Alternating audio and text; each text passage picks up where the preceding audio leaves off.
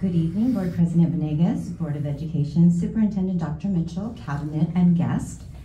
As a member of the teaching community, I would like to take this moment to express our gratitude for your continuous support and commitment to our profession. While we have greatly appreciated your dedication to our learning community, we would like to bring to your attention the need for additional classroom support and training for teachers to manage students' behavior. As we continue to navigate the challenges posed by the pandemic, many students have been impacted by the changes and are experiencing heightened levels of stress and anxiety. This has led to an increase in challenging behaviors that teachers are not always well equipped to manage. With this in mind, we are asking you to consider additional resources and training to support teachers in managing student behavior. We believe that by providing teachers with the necessary training and support, we can create a more positive and effective learning environment for each of our students. By helping teachers feel better equipped to handle challenging behaviors, we can improve in student engagement and ultimately enhance academic achievement. We appreciate the time and energy you devote to improving our schools, and we recognize the challenges that you face in balancing all the needs of our stakeholders. However, we do believe that investing in the resources needed to support our teachers is an investment in the success of all of our students. Thank you for your time and continued support to our profession and to our schools. Thank you. Thank you. Miguel Espinosa.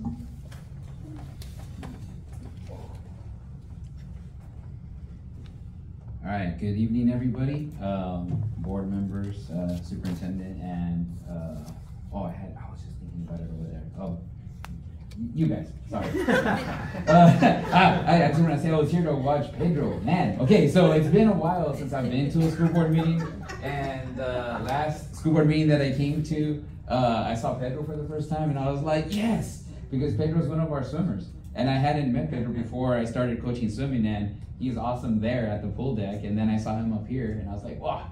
All right, but actually, and then kind of a miscommunication. I didn't know that tonight we were honoring our swimmers.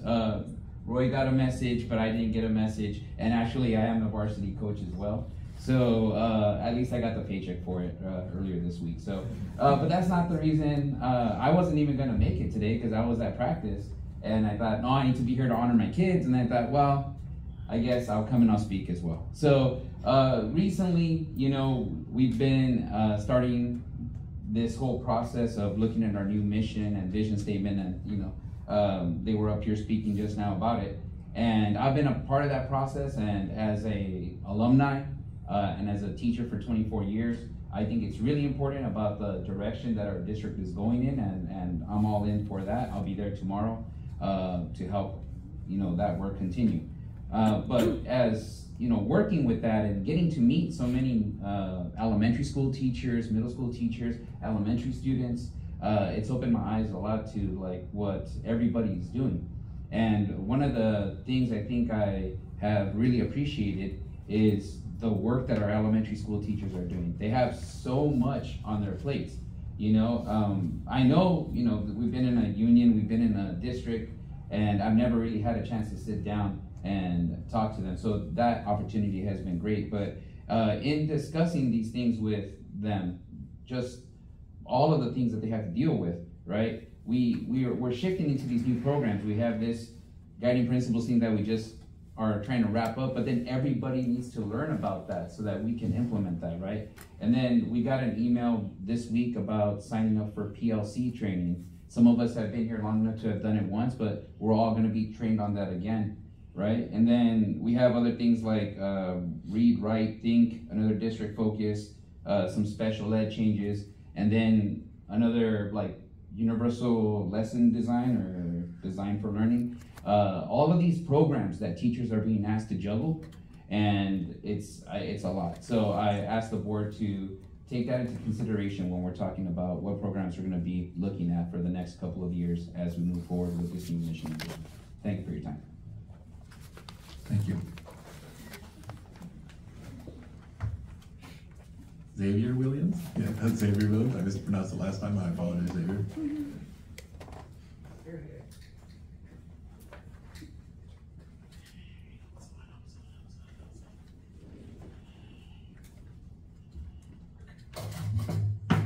Greetings and salutations, Dr. Mitchell, Board President Venegas, board members, cabinet, community members, Pedro, Victor, Randy, and my ARE peeps in the house. My name is Xavier Lord Williams, pronouns he, him, his. Today I'm charged with representing our amazing speech language pathologists here in Rolling Unified in a very limited time frame, so I'll probably start speaking faster, so you might hear my New York accent come out. I know many of them are watching home at Zoom. Just remember, Zoom adds like 10 pounds. So this month is May is Better Speech and Hearing Month, and May 18th, is National Speech Language Pathologist Day. We are a small but mighty group within the district. There are 21 district SLPs with 2 new hires, yay, for next year, and 1 currently home being a new mommy, so baby Zeke. Our years in the district vary from 1 district CFY, which is an SLP in their first year postgraduate school, to some of us, say veterans, SLPs, who've been in the district for a whopping 31 years, way before I was born. We are a diverse group. We have speakers of Spanish, Mandarin, Korean, and let's pronounce this really slow, Aramuk. We hail from different countries, and there's even 1 unicorn male SLP in the pack. In addition to a rigorous undergraduate curriculum, a master's degree is required to become an SLP, plus passing a national certification exam, completing a 9-month clinical fellowship year, and state licensure. SLPs work across the lifespan in a variety of settings. For a school-based SLP, we must pass the CBEST as well as obtaining a credential. In many cases, additional coursework is required. We must maintain continuing education that is not covered by the PD provided by the district. We are pleased with the increase in the SPED stipend, release days that given, because we are not provided with subs, and makeups are required for missed sessions. We appreciate the increase in slippers in our district. Also, the ability to hold IEPs with compensation helps maintain best practices for our families and students. At our school sites, we maintain the highest numbers of students and typically the most IEPs. We must do more administrative work, including filing, scheduling, rescheduling meetings. We must complete paradigm billing. The pay in this district is not competitive as our duties continue to mount. We are asking for appropriate valuation of our time and skill set, given what we contribute to the community at large. We respect the fact that we are a minority in this district, but we also are a small and mighty group, and we would like to be seen and evaluated for our contributions to the district. Thank you. Thank you, Xavier. Amy Urbian.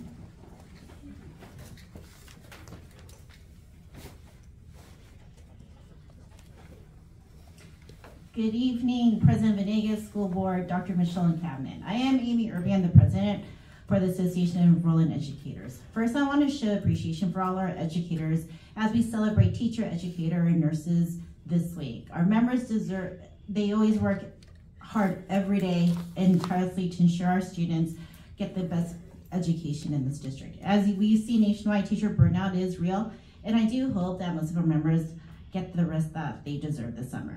I'm here to discuss the public information request from ARE that was sent to the district earlier in this year, March 28th, with a follow-up on April 19th. The board passed a resolution in early March that approves the early retirement plan to go into effect. My assumption at the time, because I thought I had trust in this board, was given all the information to make a decision that met the fiscal objectives of this district in agreement with ARE for this incentive. As previously said, we followed up with another request through CTA on April 19th, and even today, the district tried again to give us information that was just a repeat of something earlier and did not fulfill the request that we asked. We wanted to know what the cost savings were for this incentive, and it was missing admin retirees for the cost, which still isn't factored in. We know for our certificated staff, not everybody will be replaced, and they won't be replaced at the same cost. The school board has prided itself on transparency. Since I've been the ARE president, most people who are in this room have talked about how they appreciate the collaboration that I have instilled. With the incomplete data, ARE wonders, what is the school board and the cabinet hiding here? Why is it so hard to get financial data that the board has already approved unless you voted on something that you didn't get all the information on? Therefore, you're raising more questions for us. The data we are requesting has a direct impact on negotiations that we are currently in the middle of. And ARE has always advocated for a fair contract, and not having that complete data has hurt us. This board is the governing body of Roland Unified. It has every right and responsibility to direct the superintendent to fulfill the public information request from April 19th. According to Government Code 6256, the district had 10 days to fulfill the request and still has not. Because of the information missing and the incomplete data to the specifics in the public request, ARE has no other choice right now but to consult with CTA legal counsel and decide what legal action will be taken. Though this will go into legal matters, this will also go into the court of public opinion, as it appears this board has decided to go back and not be transparent again. Thank you. Thank you, Ms. Urban. Roy Humphreys? Well, saving the best for last here. Thank you, folks. Okay, here I got my camera, so let's save this for posterity here. Okay, folks, who could not be inspired by seeing all these young folks here today and getting their awards for all their accomplishments and so forth? That kind of makes you feel good. But, you know, folks, I'm not here about them because they're recognized for what they are. I'm here about the 80. Help me out, doctor. 90% who aren't in that category of performance. And if we were to look at Charles Payne today putting out the figures for black and brown people in the various school systems, the academic performance is abysmal. To say, and this has been going on for decades. I'm just sad that William Harrison is not here to share his perspective on the situation, and it isn't going to. And what's that? Do you know Dr. Ben Stein? He graduated from Cornell, one of those funky colleges over there. Says it's culture, stupid. Just deal with it, okay? And moving on, here in the state of California, we all are victims of circumstances and changes beyond our control.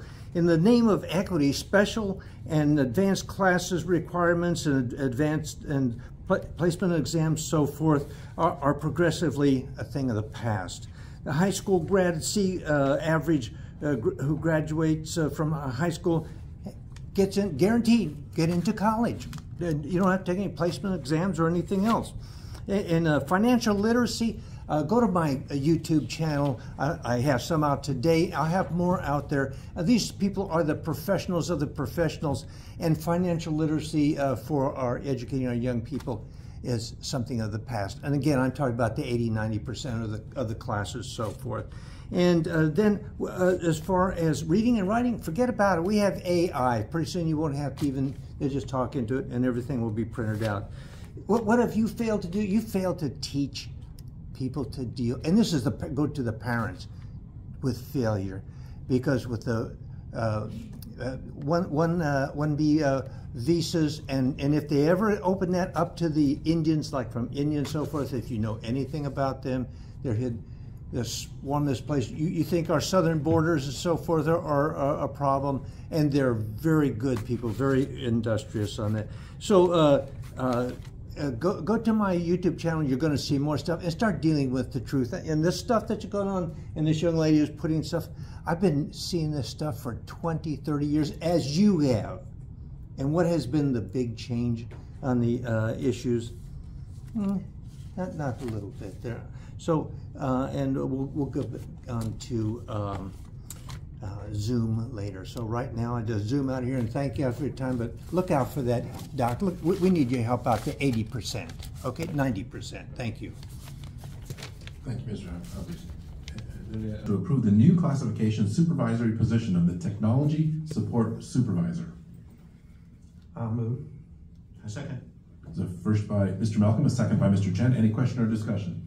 Yes, I'd just like to say that I'm really happy to see that we're developing a more comprehensive department for technology with the number of computers out there, laptops, AI as just mentioned, and everything else, that we are, I think, far behind, and this will get us moving in the right direction to support that technology.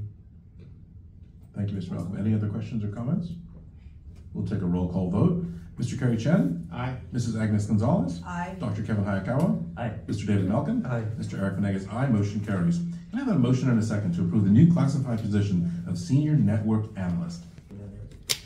Plus, there's a lot of people out there that English might not be their first language. They could submit it in their own language, and we can have it interpreted and then hand it out to us. There's a group of people that get nervous when they get up to speak at the microphone, and that would eliminate that. And lastly, we gave out these presentations tonight and recognized all these students. And I can just imagine that people throughout the world that have relatives in Taiwan, wherever, that they could be watching their family being recognized. And it really opens the door, you know, from beyond this Roland community to basically the world on who could watch their family being recognized. So I think there's a big plus to that. So I'd be in favor of doing virtual Zoom meetings, having it posted, but with written comments shared with the board, and having the asking Dr. Mitchell to determine what additional costs would be associated with that. Thank you, Mr. Malcolm. Any other, Mr. Chen? Yeah, let me share with you my personal experience for the a virtual meeting or in-person meeting, and the meeting I participated. There are two meetings, just as Mr. Malcolm mentioned, the supervisory board meeting. For the most recent meeting a week ago, I was trying to comment but failed, and hit the button, and then I followed the instruction and they go. So we do experience some challenges for the virtual meeting.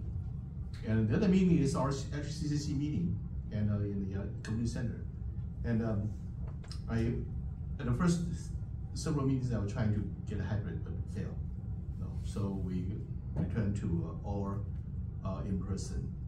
And virtual meeting and in-person meeting both have advantages and disadvantages. And I like to have in-person meetings so people all together face to face. Then we have the people. The feeling is different. But a virtual meeting, then you don't have to come here and you stay home and depend whether you're still connected. So we have advantage and disadvantage of that. And actually, using the technology for virtual, there are 4 options. One is complete virtual, another one is complete in-person, or in between, hybrid, or live streaming. And so I'd like to ask the technology department or the professionals to do some research, not only technology, person feelings, all taken into consideration to see what would be the best choice. My feeling, right at this moment, I think the best choice is live streaming. No, if you want to have interaction with the board, and you may come and then we could take pictures or celebrations, and have to be in person. Or if you just want to get information, you may stay home and then watch the live streaming, and you will still get most of them of the meeting. So I think our staff can have an opportunity to look into that and see what would be the best choice within these 4 options. And so that's my. Excuse me, can we have some public input on this? That's No, what. this is a discussion for the board. Yeah, but So, it's so misguided. So, Dr. Hayakawa? Yeah, thank you. I would agree with continuing to live stream our board meetings if possible. It's a lot to ask members of the community, students, parents, teachers, to come out on a weekday evening to attend our board meetings and to stay this long, I'll say, also at a board meeting. So having that extra convenience and accessibility to be able to attend, you know, your local public school board meeting from the comfort of your own home, not having to miss that family dinner, just logging in, especially if you're just there to listen and if you don't intend on making public comments. It allows you to really have that experience, as well as I think it would really benefit our members of the community with disabilities who have a harder time making it to a hypothetical mandatory in-person meeting. And I would also you know, agree with asking staff to look into the feasibility, estimating the cost for posting video recordings of our meetings, because we already have audio recordings of our meetings, so those records are already out there, but we do a lot of visual presentations at our meetings, PowerPoints. We just had the Guiding Principles update tonight, as well as the Shellen Spotlight had a PowerPoint presentation component to it as well. When I was you know, studying up and running for this office to be on this board, I listened to 3 years worth of board meetings at double speed in order to catch up on everything that had been occurring. I went all the way back to the emergency March 2020 board meeting where the emergency virtual learning was established. So I think these recordings could be very beneficial. I'm a university instructor myself, and while I teach a combination of in-person and online classes, whenever I do an online Zoom class, I always record, you know, the main, you know, portion of the class and upload it later so that my students are able to watch those recordings at double speed, at normal speed, at half speed if they need it. It gives them that flexibility, as well as, you know, just reach out, you know, a helping hand to students who were absent that day for, you know, possibly things that were out of their control, like a member of the public who, you know, wanted to attend a board meeting but weren't able to. So that's what I would like staff to look into. Great, thank you, Dr. Hagen. Ms. Gonzalez, do you have any comments? Okay, no worries. And so I'm going to echo Mr. Malcolm. Like a few years ago, I think it was a little more of a concern when we're talking about purchasing equipment. It does seem to be more technology feasible today than it has been, and this is, you know, the pandemic has changed some of that, so it'd be good to look into it. I know when I participate with the City of West Covina, it is live streamed, and then they, but I cannot ask questions, and I think I would go down that path of you know, if I have questions, you are in person, is people in my mindset is that, but I'd also ask is if we move forward with this, we need written guidelines and protection of what exactly we are going to be doing, and to make sure we follow that. And so we'll have to look into creating that as well. And that could be how long it stays on a website, or, you know, and making sure if it's technology feasible and technology changes, we don't want to put ourselves into a position where we say Zoom and Zoom is no longer an option. And so I think that's where my mindset would be at. Do you have everything? I just want to recap to make sure from what the board is asking that staff bring back. I've heard that that we're researching the cost, looking at the, excuse me, Mr. Chen had spoken about he sees 4 ways: completely virtual, completely in person, hybrid, or live stream.